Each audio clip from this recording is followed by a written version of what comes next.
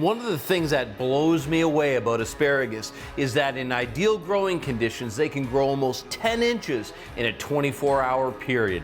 They're powerful, healthy, good for you, and they're easy to cook. You can grill them, you can bake them, you can steam them. And in this case, I'm gonna make an asparagus, an aged cheddar tart. I wanna show you how simple it is to get incredible results. I didn't want you to miss one key thing, and that's how to handle this short crust. Now, the short crust is just as simple as putting together the dry ingredients and then using a food processor, working together the fats and a little bit of iced water. It's critical to make sure that the butter and the shortening are frozen when you're using it. And then look at the beautiful results that you get. You see, I've pressed this into a disc, refrigerated it for 30 minutes so that the dough will rest. It'll make it really easy to handle. Just a little bit of flour on the countertop so I can work with it. This is a great thing to get the kids involved with. They just love it. And turn the dough out, a little bit more on top, and flour my rolling pin.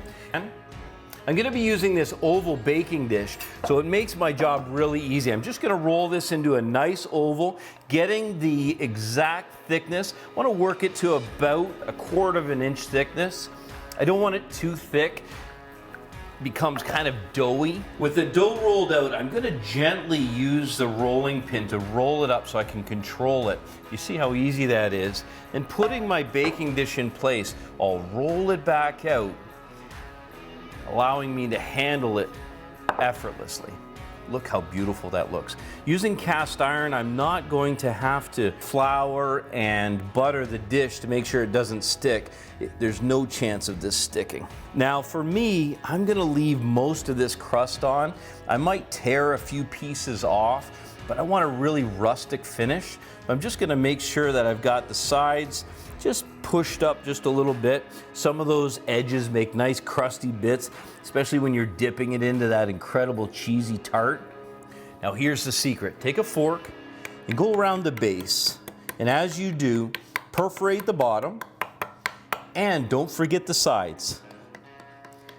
This will allow any gas, any vapor, any moisture to escape, giving me a beautifully formed pie crust.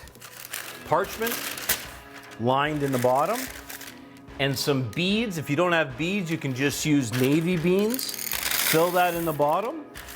Now I've got my oven preheated for 350 degrees. I'm gonna bake that for 10 minutes, and then I'm gonna remove them carefully because it'll be hot, and blind bake again for another 10 minutes until it's golden brown. While my short crust bakes, I want to prep all of the ingredients for the filling and the asparagus. The asparagus are as simple as taking off that about 25%. Remember, at the end, if I just snap the end, that tells you the woody part you want to get rid of. So what I'm going to do is jog the ends together and make a slight angled cut. That way, all of the tips and the ends look really attractive when they go inside the pie. Now, all the ingredients, it's just as simple as 8 eggs. These farm fresh eggs are absolutely beautiful. 100 mils of cream, that's heavy cream or 35% whipping cream. And I've got some beautiful garlic. I'm gonna use a microplane to break this down. You can fine dice it, but the microplane does such a good job. 2 cloves of garlic. And I'll just simply look at that, it's perfect, smells incredible. And I've got some of this beautiful aged cheddar, look at that. Make sure to get some older cheddar. You want something with a little bit of texture, a little bit of flavor, a little bit of bite. And I'm just gonna whisk that together. Got some fresh ground black pepper. Always fresh grind if you can. It immediately releases all of the oils that are in that pepper. And I've got some sea salt here, coarse sea salt. Making sure to season each layer, and that filling's ready to go. After 10 minutes in the oven, I've got a nice crust developing here. Now, if you don't have a cast iron pan, you can use a traditional pie dish or ceramic dish. And this is how easy it is to remove those beads.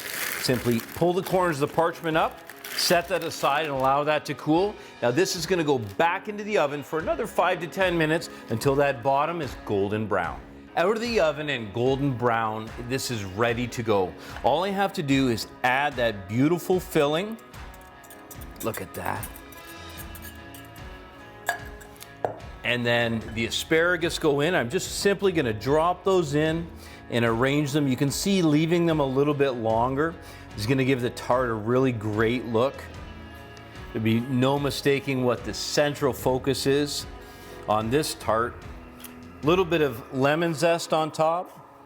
Again, that lemon zest just works to brighten up the flavors, intensify, and acts a little bit like vanilla does in baking. 1 full lemon zest.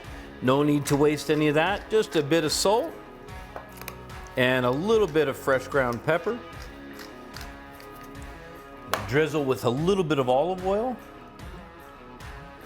Beautiful. And that is ready to go to the oven.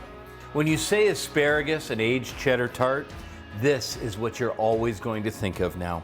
The asparagus is perfectly cooked on top. That light egg mixture with the cheese is rich, and this crust is nice and crisp.